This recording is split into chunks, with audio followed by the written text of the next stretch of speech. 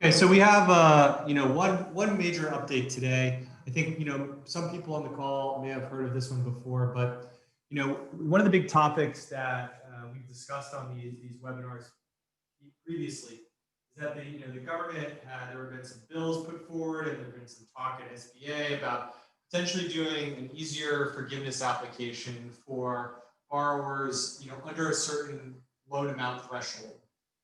There was a bill put forward that this was going to be $150,000, but what we ended up with was essentially Secretary of Treasury Mnuchin and SBA getting together and I guess seeing what they could do directly without having to wait for a bill to pass Congress and be signed by the president.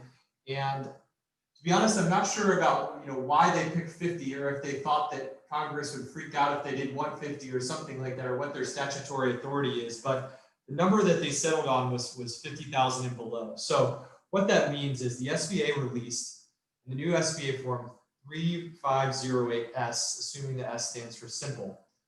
This form allows you to submit for forgiveness if your loan is $50,000 or smaller, and it's a much simpler application. You are forgiven your whole loan simply by putting in your forgiveness amount, what you spent essentially, certifying that you spent this money greater than 60%, at least 60% on payroll, and then the rest on other forgivable costs or payroll, and that you spent this in the appropriate amount of time and everything like that. You just certify that. It does not take into account whether you reduced headcount or reduced wage rates. You just automatically get forgiveness at the amount that you actually spent. So this is to say, if you didn't spend the money, then you should not fraudulently put the whole amount of your loan if you did not spend that on forgivable expenses.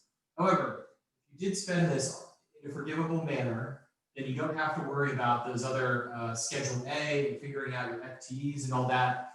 You simply just certify that on this form, which if you are on Zoom right now, I'm just gonna put that up real quick, where it's a simple, very simple 2-page form. It's way shorter than the other ones. All you do is put in the very basic data. If you had an EIDL advance, and then you certify a few things and sign.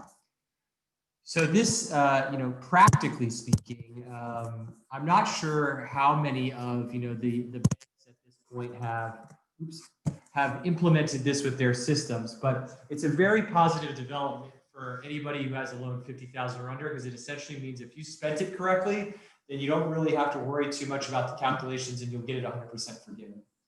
I'm sure we'll get into this a little bit in the questions later. So I just want to round out this topic is that, we've covered in these webinars also what's been going on with Congress and a new bill. And like I said, this was kind of a stopgap measure that Treasury and SBA could do themselves. It's a good thing they did, because nothing still has come out of Congress in terms of a bill that's been passed by both houses. There is, continued negotiation even today between, various leaders in Congress and the executive branch. But it's starting to look like if they don't get something done this week, at least the text of a bill ready to vote, it's probably going to slip till after the election. And then if it slips till after the election, nothing's probably going to happen till after the new Congress and the presidential inauguration in January.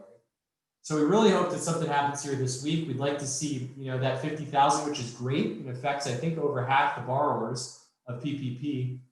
But it would be great to see a second round of PPP, other stimulus, and even larger automatic forgiveness. So